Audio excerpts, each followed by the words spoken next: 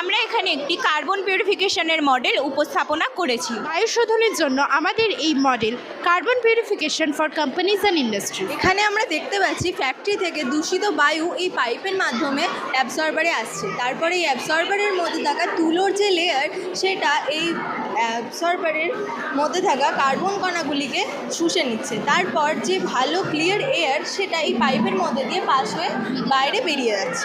বজ্র কার্বনগুলিকে গচ্ছিত করছি, সেই কার্বনগুলিকে আমরা ফেলে না দিয়ে সেগুলিকে কাজে লাগাতে পারি, যেমন প্রিন্টার, মার্কার, রং ইত্যাদি তৈরিতে আমরা কাজে লাগাতে পারি।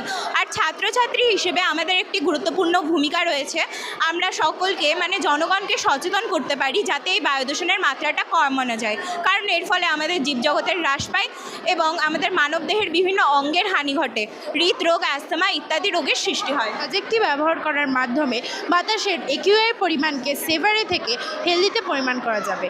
আমরা আজকে যে প্রজেক্টটি বানিয়েছি সেটি হলো একটি এআই বেসড রোবট। এআই বা আর্টিফিশিয়াল ইন্টেলিজেন্স হলো এমন একটা বিষয় যার ব্যাপারে এখন আমরা প্রায় সবাই জানি বা শুনেছি। তো আমরা এই প্রজেক্টটা বানিয়েছি সাধারণ মানুষকে এআই এর সুফল এবং কুফলগুলি জানানোর জন্য। এআই এর কিছু সুফল হলো যে এখন এআই যে সাইটগুলো যেমন গুগল, জেমিনাই, চ্যাটজিপিটি, এগুলোকে আমরা যদি কিছু জিজ্ঞেস করি তাহলে সেটা খুব তাড়াতাড়ি আমাদেরকে উত্তর দিয়ে দিতে পারে এবং খুব জটিল যেই বিশ্লেষণ ডেটাগুলো হয় সেগুলোকে খুব তাড়াতাড়ি বিশ্লেষণ করতে পারে এআই। আর এর কিছু কুফল হলো এখন আমরা জানতে পারছি আমাদের দেশে বেকারত্ব সৃষ্টি হচ্ছে। কেন? কারণ এখন এআই বেস যে রোবটগুলি সেগুলো এতটাই উন্নত হয়ে গিয়েছে যে মানুষের জায়গা সেগুলো নিয়ে নিচ্ছে এবং সেখানে মানুষের পরিবর্তে চাকরি করছে, তাই আমাদের দেশে বেকারত্ব সৃষ্টি হচ্ছে।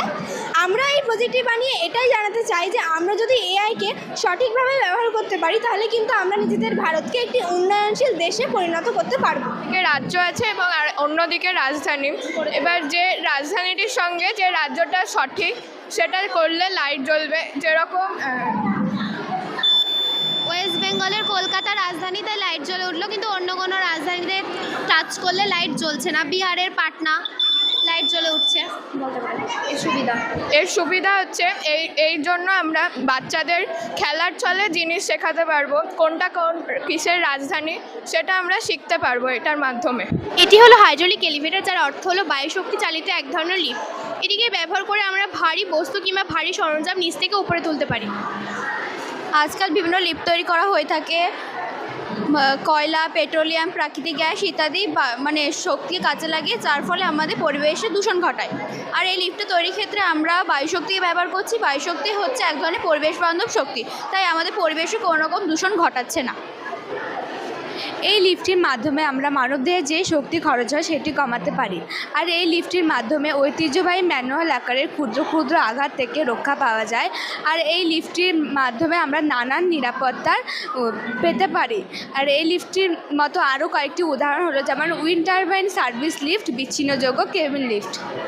আমরা এখানে যে মডেলটি তৈরি করেছি সেটি হলো smart and safety helmet. Bike চালানোর সময় হেলমেট পরাটা খুবই জরুরি, কিন্তু এখন সবাই হেলমেট পরে না, ফলে অ্যাক্সিডেন্ট হওয়ার সময় অনেক ক্ষয়ক্ষতি হয়। সেই কথা ভেবে আমরা এই প্রজেক্টটি তৈরি করেছি, যার নাম স্মার্ট হেলমেট। এখানে antenna, sensor and alcohol detector দিয়ে এই প্রজেক্টটি তৈরি করা হয়েছে। এটি যদি আমরা ব্যবহার করতে পারি তাহলে অনেক অ্যাক্সিডেন্ট রোধ করতে পারবো। এখানে এটি হচ্ছে গাড়ির ইঞ্জিন আর এটা হচ্ছে হেলমেট। ইঞ্জিন অন করা হলো, তার সত্ত্বেও গাড়ির চাকা যেটা আছে সেটা ঘুরছে না, কারণ এখানে হেলমেটটা পরা হয়নি। যখনই এই হেলমেটটা পরা হবে, এই যে গাড়ির চাকাটি এটা অটোমেটিক ঘুরবে।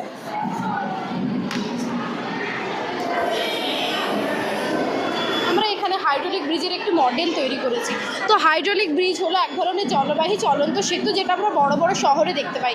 এটা পাস্কাল যে নীতি প্রবর্তন করেছিলেন সেই নীতি অনুযায়ী তৈরি করা হয়েছে। এই ছোট পিস্টনে চাপ প্রয়োগ করার ফলে এখানে চাপ সৃষ্টি হবে, যার মাধ্যমে এগুলো ওঠানামা করবে এবং জাহাজ চলাচলের সুবিধা হবে। এই প্রকল্পের উদ্দেশ্য হলো যে কোনো বড় ভারী বস্তুকে আমরা কীভাবে নিয়ন্ত্রণ করব সেটা এখানে উপস্থাপিত করেছি আমরা। এটা প্রধানত তিন প্রকার: বাস্কেল সেতু, সুইং সেতু আর ভার্টিক্যাল সেতু। বাস্কেল সেতু যেটা ওজনের ভারসাম্য রক্ষা করে, সুইং সেতু যেটা অনুভূমিকভাবে ঘোরে, আর ভার্টিক্যাল সেতু যেটা সোজাসুজি ওঠানামা করে। এটির উপাদান হচ্ছে হাইড্রোলিক সিলিন্ডার, পাম্প, তরল এবং নিয়ন্ত্রণ ব্যবস্থা।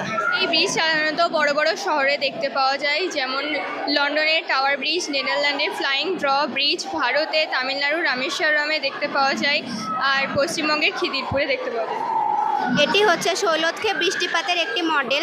কোনো সাগর বা সমুদ্র থেকে জল যখন সূর্যের আলোর প্রভাবে বাষ্পীভূত হয়ে উপরের দিকে উঠে গিয়ে মেঘের সৃষ্টি করে, তখন এই সমুদ্র বা সাগরের পথে আড়াআড়িভাবে কোনো পাহাড় বা পর্বত থাকলে তা দুটি ঢাল হয়। এটি হচ্ছে প্রতিবাদ ঢাল এবং এটি হচ্ছে অনুবাদ ঢাল। প্রতিবাদ ঢালের উচ্চতা বেশি হওয়া এখানে জলীয় বাষ্পপূর্ণ বাতাস প্রথমে এসে ধাক্কা মারে ও বৃষ্টিপাত ঘটায়। এই প্রতিবাদ ঢালে বায়ু পর্বতের ঢাল বরাবর ওপর দিকে ওঠে ও বৃষ্টিপাত ঘটায়। প্রতিবাদ ঢালে অত্যাধিক বৃষ্টি ঘটানোর ফলে এই বায়ু যখন অনুপাত ঢালে গিয়ে পৌঁছায় তখন সেখানে বায়ুতে জলীয় বাষ্পের পরিমাণ অত্যাধিক কমে যায়।